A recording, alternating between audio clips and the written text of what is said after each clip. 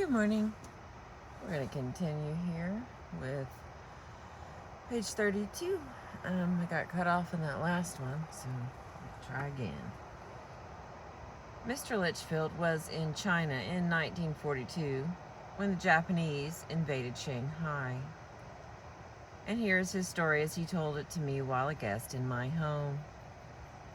Shortly after the Japs took Pearl Harbor, Galen Litchfield began, they came swarming into Shanghai.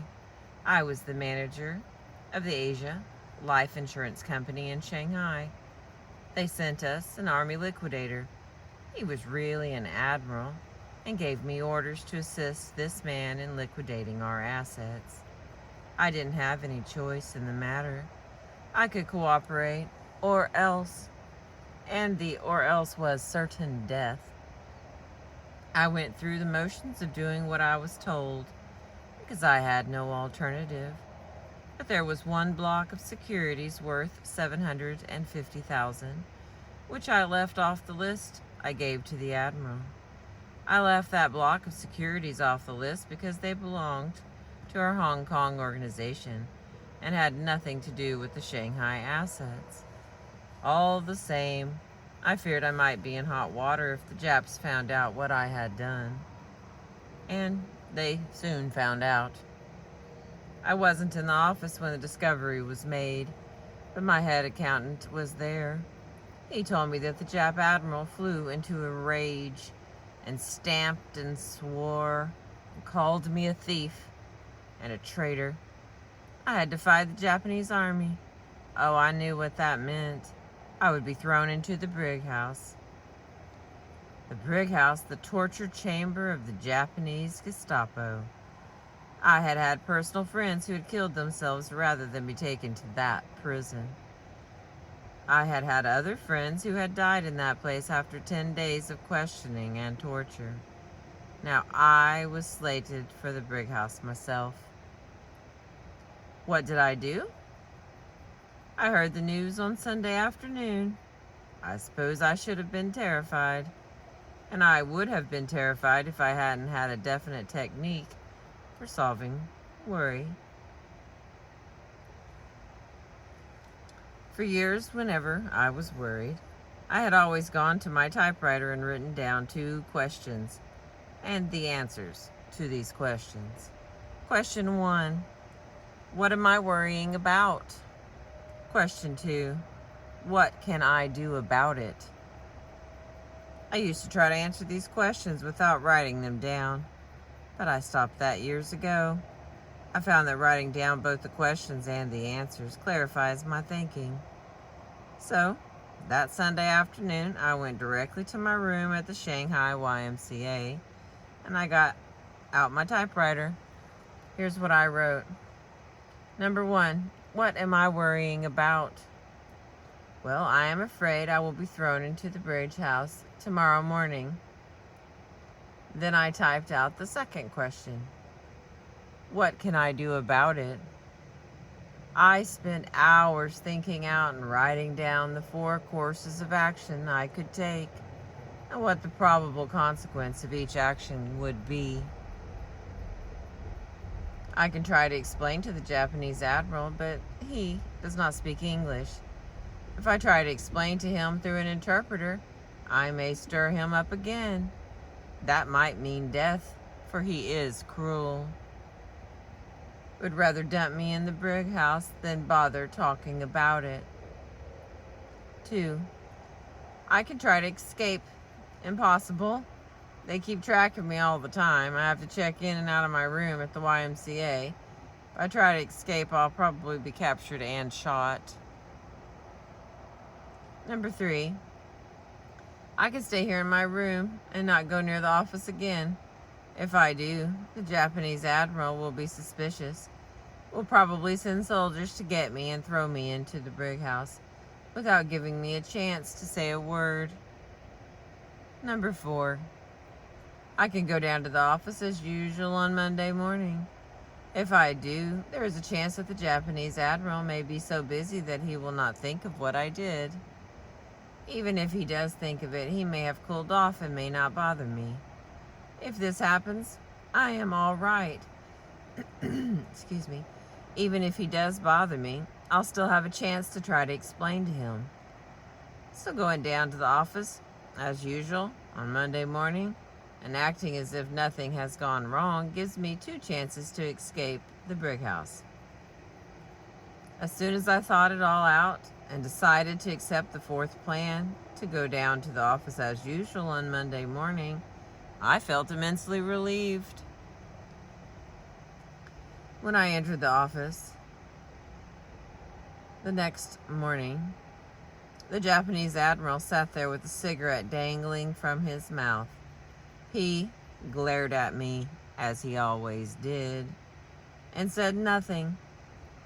6 weeks later, thank God, he went back to Tokyo, and my worries were ended. As I have already said, I probably saved my life by sitting down that Sunday afternoon and writing out all the various steps I could take, and then writing down the probable consequence of each step, and calmly coming to a decision. If I hadn't done that, I might have floundered and hesitated and done the wrong thing on the spur of the moment. If I hadn't thought out my problem and come to a decision, I would have been frantic with worry all Sunday afternoon. I wouldn't have slept that night. I would have gone down to the office Monday morning with a harassed and worried look. And that alone might have aroused the suspicion of the Japanese admiral and spurred him to act.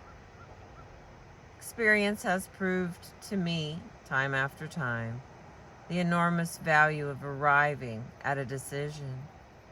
It is the failure to arrive at a fixed purpose, the inability to stop going round and round in maddening circles, that drives men to nervous breakdowns and living hells. I find that 50% of my worries vanished once I arrived at a clear, definite decision. And another 40% usually vanishes once I start to carry out that decision. So I banish about 90% of my worries by taking these 4 steps. 1. Writing down precisely what I am worrying about. 2. Writing down what I can do about it. 3. Deciding what to do. And the 4th, starting immediately to carry out that decision. Galen Litchfield is now the Far Eastern Director for Starr, Park and Freeman, Inc., 111 John Street, New York, representing large insurance and financial interests. In fact, as I said before, Galen Litchfield today is one of the most important American businessmen in Asia, and he confessed to me that he owes a large part of his success to this method of analyzing worry and meeting it head on.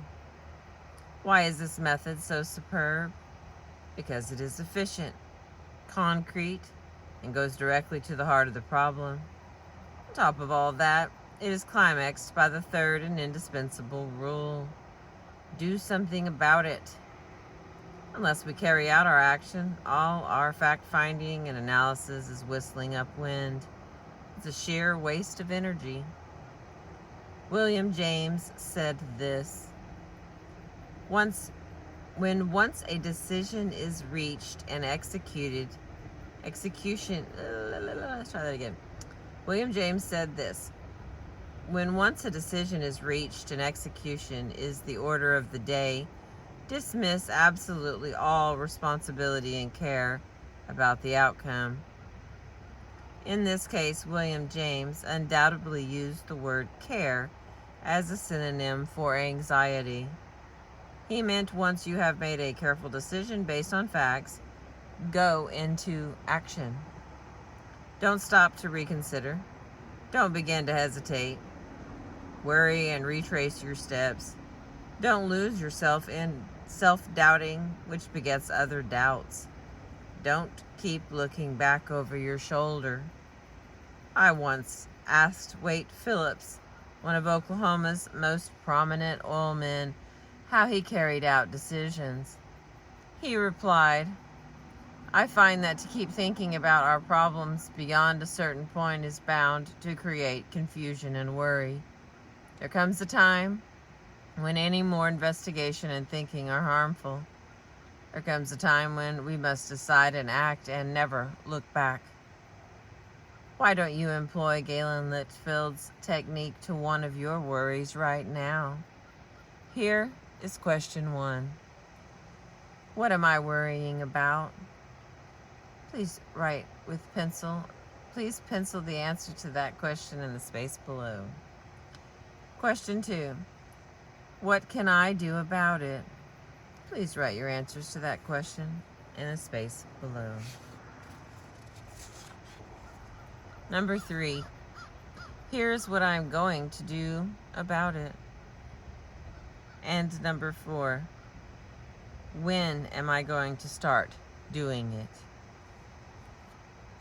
Thank you for listening. We made it to page 36. And the next chapter is chapter 5. I appreciate you.